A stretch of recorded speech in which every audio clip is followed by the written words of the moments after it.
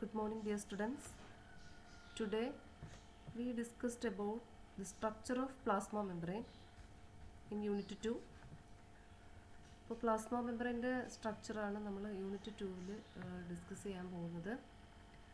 Plasma membrane or plasma lemma is a universal feature of all living cells. It's one of the most dynamic and unique structures of the cell.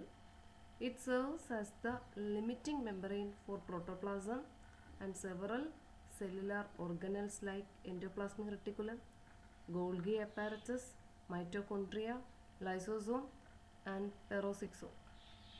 In addition, the plasma membrane performs diverse functions like transport of materials between the cell and surrounding environment, receives signals from the environment, etc.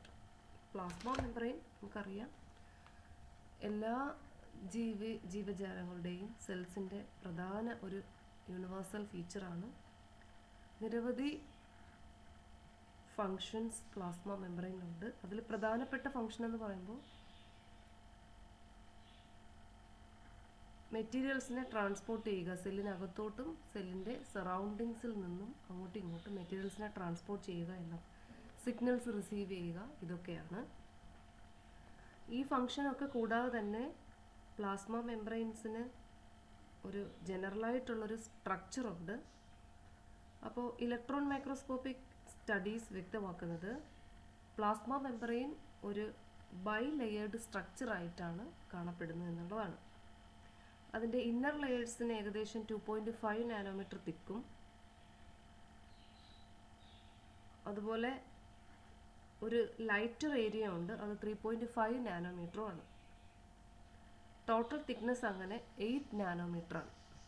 അപ്പോൾ നമുക്കിവിടെ first ഒരു ഇൻട്രൊഡക്ഷനായിട്ട് പറയാം, ഒരു all living സെൽസിൻ്റെ ഒരു universal ഫീച്ചറാണ് plasma membrane, അല്ലെങ്കിൽ plasmalemma എന്ന് നമുക്ക് പറയാം. ഇതൊരു ഡൈനാമിക് യുണൈക്ക് സ്ട്രക്ചറാണ് സെല്ലിൻ്റെ. It serves as the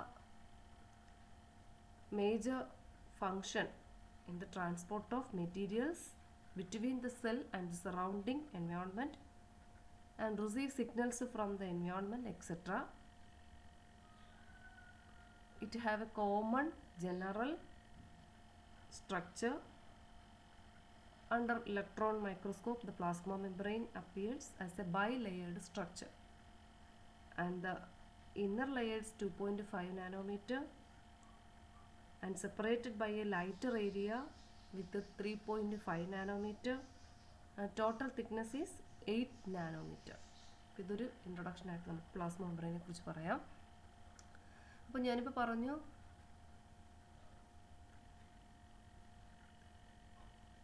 electron microscopic studies ആണ് നമുക്കിതൊരു ഡബിൾ മെംബ്രെയിൻ, ഒരു ബൈ ലെയേർഡ് സ്ട്രക്ചർ ഉണ്ടെന്ന് മനസ്സിലാക്കി തന്നത്. The plasma membrane lipid bilayer, lipid കൊണ്ടുള്ള ഒരു ബൈലെയറാണ്. A flexible yet sturdy barrier that surrounds and contains the cytoplasm of cell. സെല്ലിൻ്റെ സൈറ്റോപ്ലാസത്തിന് ചുറ്റുമുള്ള ഒരു ബാരിയറായിട്ട് ഇത് ആക്ട് ചെയ്യുന്നു. അപ്പോൾ ഇതിനെക്കുറിച്ച് വ്യക്തമായിട്ട് പറയുന്ന ഒരു മോഡലാണ് ഫ്ലൂയിഡ് മൊസൈക്ക് മോഡൽ. അപ്പോൾ പ്ലാസ്മ മെംബ്രെയിൻ്റെ ഘടനയെക്കുറിച്ച് നിരവധി പഠനങ്ങൾ നടന്നിട്ടുണ്ട്. അപ്പോൾ അതിൻ്റെ ഹിസ്റ്ററി നമുക്ക് നോക്കിയാൽ, ഈ പ്ലാസ്മ മെംബ്രെയിൻ എന്ന് പറഞ്ഞ ടേം കോയിൻ ചെയ്തത് നഗേലിയാണ്. അദ്ദേഹം നഗേലിയും ക്രാമറുമാണ് 1855. പിന്നീട് ജാനറ്റ് എന്ന് പറഞ്ഞ ഒരു സയൻറ്റിസ്റ്റ്, ജാനറ്റ് പ്ലോ, അദ്ദേഹമാണ് പ്ലാസ്മ ലെമ്മ എന്ന് പറഞ്ഞ ടേം കൊണ്ടുവന്നത്. അപ്പോൾ മൈക്രോസ്കോപ്പിക് ടെക്നിക്കിൻ്റെ കൂടെ പാരലലായിട്ട് തന്നെ ഈ പ്ലാസ്മ മെംബ്രെയിൻ്റെ സ്ട്രക്ചറും കണ്ടുപിടിക്കപ്പെട്ടു.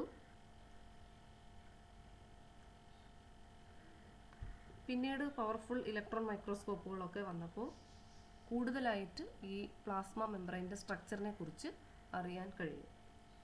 അപ്പോൾ നമുക്ക് നോക്കാം ഈ പ്ലാസ്മ മെംബ്രെയിൻ്റെ ഫങ്ഷൻ എന്താണെന്നും അതിൻ്റെ ഒരു ജനറലായിട്ട് വരുന്ന സ്ട്രക്ചറൽ ഫീച്ചേഴ്സ് എന്തൊക്കെയാണെന്ന് നമുക്ക് നോക്കാം.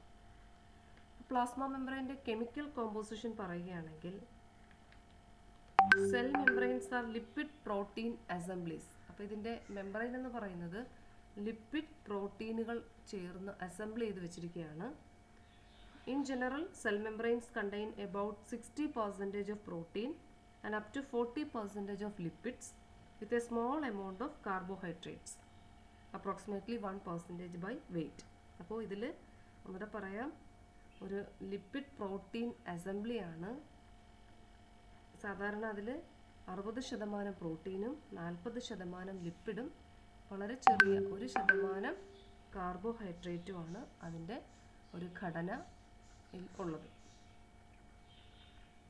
ഈ lipid of cell membranes are polar. The major membrane lipids are phospholipids. അപ്പോൾ ഇതിൽ വരുന്ന പ്രധാന ലിപ്പിഡ്സ് ഏതൊക്കെയാണെന്ന് നമുക്ക് നോക്കാം. അപ്പോൾ നമ്മൾ പറഞ്ഞു ഇതിനകത്ത് കാർബോഹൈഡ്രേറ്റ് ഉണ്ട്. കൂടുതലും വരുന്നത് പ്രോട്ടീൻ ലിപ്പിഡ് അസംബ്ലേജ് ആണ്. അപ്പോൾ ഈ പിക്ചറിൽ നിന്ന് നമുക്ക് വ്യക്തമാവും ഇവിടെ ലിപ്പിഡ്, പ്രോട്ടീൻ, വീണ്ടും ലിപ്പിഡ്, അല്ല പ്രോട്ടീൻ, ഇങ്ങനെ ലിപ്പിഡ് പ്രോട്ടീൻ അസംബിൾ ചെയ്ത് വെച്ചിരിക്കുന്നത് നമുക്ക് കാണാൻ കഴിയും. ഇനി നമുക്കിതിൻ്റെ കെമിക്കൽ കമ്പോസിഷൻ പറയുമ്പോൾ ഇവിടെ നേരത്തെ ഞാൻ പറഞ്ഞു ബേസിക് സ്ട്രക്ചറൽ ഫ്രെയിം വർക്ക് എന്ന് പറയുമ്പോൾ ലിപ്പിഡ് ബൈലെയർ ആണ്. And mainly made up of 3 macromolecules: lipid, protein, carbohydrate. Lipid 60%, lipid 40%, protein 60% and carbohydrate 1%. ഇങ്ങനെയാണ് ഇതിൻ്റെ ഒരു കെമിക്കൽ കമ്പോസിഷൻ വരുന്നത്. ഇതുകൂടാതെ തന്നെ mostly lipids are amphipathic, having both polar and non polar parts, act as the permeability barrier. ഇവർക്കൊരു പോളാറും ഒരു non polar പാർട്സും ഉണ്ട്. അതുകൊണ്ട് തന്നെ നമുക്കിതിനെ ആംഫിപ്പതിക് നേച്ചർ എന്ന് പറയാം. It act as a permeability barrier. ഇതൊരു പെർമിബിലിറ്റി ബാരിയർ ആയിട്ട് ആക്ട് ചെയ്യുന്നു. It is essential for the maintenance of fluidity of membrane. മെംബ്രെയിൻസിന് ഒരു ഫ്ലൂയിഡിറ്റി കൊടുക്കുന്നത് ഈ ലിപ്പിഡ്സ് ആണ്. അപ്പോൾ അതിൽ തന്നെ 70% ഫോസ്ഫോലിപ്പിഡ്സും 20% കൊളസ്ട്രോളും 5% ഗ്ലൈക്കോലിപ്പിഡ്സും ആണ്.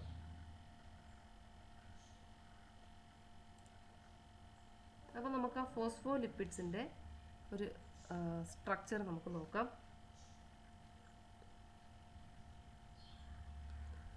ഫോസ്ഫോലിപ്പിഡ്സിന് ഒരു ഹെഡും ടെയിൽ റീജിയൻ നമുക്കിവിടെ കാണാം. Head is A polar part, that is a phosphate made up of phosphate group, and the tail region is a non-polar part. It's a long chain fatty acids. This includes phosphatidylcholine, phosphatidyl ethanolamine, phosphatidylserine, phosphatidyl ionositol, plasmalogens and sphingomyelin. ഇങ്ങനെ പല ടൈപ്പിൽ ഈ ഫോസ്ഫോലിപ്പിഡുകൾ plasma മെംബ്രെയിനിൽ കാണപ്പെടും. അപ്പോൾ പല ടൈപ്പിലുള്ള phospholipids നമുക്ക് കാണാം. ഈ ഫോസ്ഫോലിപ്പിഡ്സിന് പ്രധാനമായിട്ടും 2 റീജിയനാണ് ഉള്ളത്. ഒരു ഹെഡ് പോളാർ ഫോസ്ഫേറ്റ് ഗ്രൂപ്പ് റീജിയണും ഒരു tail non polar part long chain fatty acid കൊണ്ട് നിർമ്മിച്ച ഒരു പോളാർ പാർട്ടും നോൺ പോളാർ പാർട്ട് നമുക്ക് കാണാം. ഇതാണ് head phosphate group region and the tail fatty acid region. ഇങ്ങനെ ഈ ഫോസ്ഫേറ്റ് ഗ്രൂപ്പും ഫാറ്റി ആസിഡും കൂടെ ചേർന്ന ഫോസ്ഫോലിപ്പിഡ് കൊണ്ടുള്ള ഒരു അസംബ്ലേജ് നമുക്ക് കാണാം. അതിൽ ഹെഡ് റീജിയൻ പോളാർ പാർട്ടും ടെയിൽ റീജിയൻ നോൺ പോളാർ റീജിയനുമാണ്. അപ്പോൾ പ്ലാസ്മ മെംബ്രെയിൻ എന്താണെന്ന് നമുക്കൊന്നുകൂടെ നോക്കാം. ഔട്ടർ മോസ്റ്റ് ലെയർ ആണ്, ആനിമൽ സെല്ലിൻ്റെ ഔട്ടർ മോസ്റ്റ് ലെയർ ആണ്. പ്ലാന്റ് സെല്ലിൽ ഔട്ടർ മോസ്റ്റ് ലെയർ അല്ല, ഇന്നർ മോസ്റ്റ് ലെയർ ആയിട്ടാണ് കാണുന്നത്. സെൽ വാൾ എന്ന് പറഞ്ഞൊരു ലെയറും കൂടെ പ്ലാന്റ് സെല്ലിലുണ്ട്. പക്ഷേ ആനിമൽ സെൽസിൽ ഔട്ടർ മോസ്റ്റ് ലെയർ ആയിട്ടാണ് കാണുന്നത്. Thickness is 5 to 8 nanometer. It is selectively permeable, serves as the outer boundary, allows some substances to cross more easily than others. Made of phospholipids, protein and conjugated molecule, separate and protect the cell from external environment, provide connecting system between cell and its environment, also called cell membrane. ഇതാണ് cell മെംബ്രെയിനിനകത്ത് പ്രധാനപ്പെട്ട പറയാനുള്ള points. How could you define plasma membrane? അപ്പോൾ നമുക്ക് plasma മെംബ്രെയിനെ എങ്ങനെ define ചെയ്യാം? It's an outermost envelope surrounding the cell that separate and protect the cell from the external environment and provides a connecting system between the cell and its environment is called plasma membrane. ഇനി നമുക്ക് detailed സ്ട്രക്ചറിലോട്ട് പോവാം. നമ്മൾ നേരത്തെ പറഞ്ഞു plasma membrane is composed of 2 layers of phospholipids back to back. Then the plasma membrane is composed of 2 layers of phospholipids back to back. അപ്പോൾ നമുക്കറിയാം ഫോസ്ഫോലിപ്പിഡ്സിൻ്റെ 2 layer നമുക്കിവിടെ കാണാം. അത് ബാക്ക് ടു ബാക്ക് ആയിട്ട് അറേഞ്ച് ചെയ്തിരിക്കുന്നു. അപ്പോൾ ഈ ഒരു ഫോസ്ഫേറ്റ് അറ്റാച്ച്ഡ് ഹെഡ്, പോളാർ ഹെഡും നോൺ പോളാർ ടെയിലും നമുക്കിവിടെ ലിപ്പിഡ്സിൻ്റെ ടെയിലും നമുക്കിവിടെ കാണാൻ കഴിയും. Then the phospholipids fatty acid tail, this is hydrophobic. അതായത് നമ്മൾ പറഞ്ഞു ടെയിൽ ഹൈഡ്രോഫോബിക് ആണ്, നോൺ പോളാർ ആണ്, അപ്പോൾ വാട്ടർ ഹേറ്റിംഗ് ആണ്, അതാണ് അതിങ്ങനെ അകത്തോട്ട് നിൽക്കുന്നു. ഫോസ്ഫേറ്റ് ഗ്രൂപ്പ് എന്ന് പറയുമ്പോൾ ഹൈഡ്രോഫിലിക് ആണ്, വാട്ടർ ലവിങ് എൻഡ് ആണ്, പോളാർ എൻഡ് ആണ്, അല്ലെങ്കിൽ പോളാർ എൻഡ് അത് വെളിയിലോട്ട് നിൽക്കുന്നു. അപ്പോൾ ഇങ്ങനെ ഇതാണ് ബൈ ലെയർ സ്ട്രക്ചർ. പ്രോട്ടീൻ്റെ ഈ നമ്മുടെ പ്ലാസ്മ മെമ്പറിൻ്റെ ബൈ ലെയർ സ്ട്രക്ചർ എന്ന് പറയുമ്പോൾ ഇങ്ങനെ 2 ലെയർ ഉണ്ട്.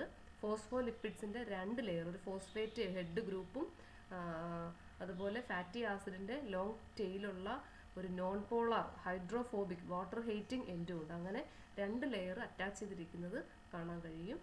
Phospholipids, glycolipids, cholesterol are amphipathic lipids containing hydrophobic and hydrophilic end. അപ്പോൾ നമ്മുടെ പ്ലാസ്മ മെമ്പറൈനിൽ സാധാരണ ഫോസ്ഫോലിപ്പിഡ് ഉണ്ട്, ഗ്ലൈക്കോലിപ്പിഡ്സ് ഉണ്ട്, കൊളസ്ട്രോൾ ഉണ്ട്.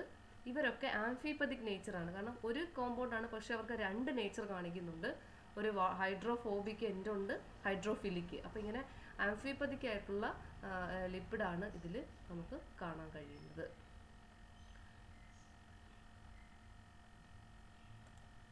ഇനി ഇതാണ് ഫോസ്ഫോലിപ്പിഡ് ബൈലെയർ അറേഞ്ച് ചെയ്ത് വെച്ചിരിക്കുന്നു. Polar hydrophilic heads, non polar hydrophobic tail, അതുപോലെ പോളാർ ഹൈഡ്രോഫിലിക് ഹെഡ്. അപ്പോൾ ഇങ്ങനെ 2 ഹൈഡ്രോഫിലിക് ഹെഡ് നമുക്ക് കാണാം, അതിൽ നോൺ പോളാർ ഹൈഡ്രോഫോബിക് ടെയിൽ. അങ്ങനെ ഇതാണ് ലിപ്പിഡ് ബൈ ലെയർ. നമ്മുടെ ഫോസ്ഫോലിപ്പിഡ് ബൈ ലെയർ എന്ന് ഉദ്ദേശിക്കുന്ന ഇതാണ്. ഇനി ഇതിൽ നമുക്ക് പറയാം, അപ്പോൾ sandwiched model or Danielli Davson മോഡലുണ്ട്. അപ്പോൾ ഇനി നമ്മൾ പറയാൻ പോകുന്നത് പല ടൈപ്പിലുള്ള നിരവധി മോഡലുകൾ നമ്മുടെ പ്ലാസ്മ മെമ്പറിൻ്റെ സ്ട്രക്ചറിനെ കുറിച്ച് ആൾക്കാർ വിശദീകരിക്കുകയുണ്ടായി. അപ്പോൾ ഒരുപാട് മോഡൽസ് വന്നു. അതിൽ ലിപ്പിഡ് ബൈലെയർ മോഡലാണ് നമ്മളിപ്പോൾ പറഞ്ഞത്. ഈ ലിപ്പിഡ് ബൈലെയർ മോഡലിനെ കുറിച്ച് ഞാൻ പറഞ്ഞു, ഇത്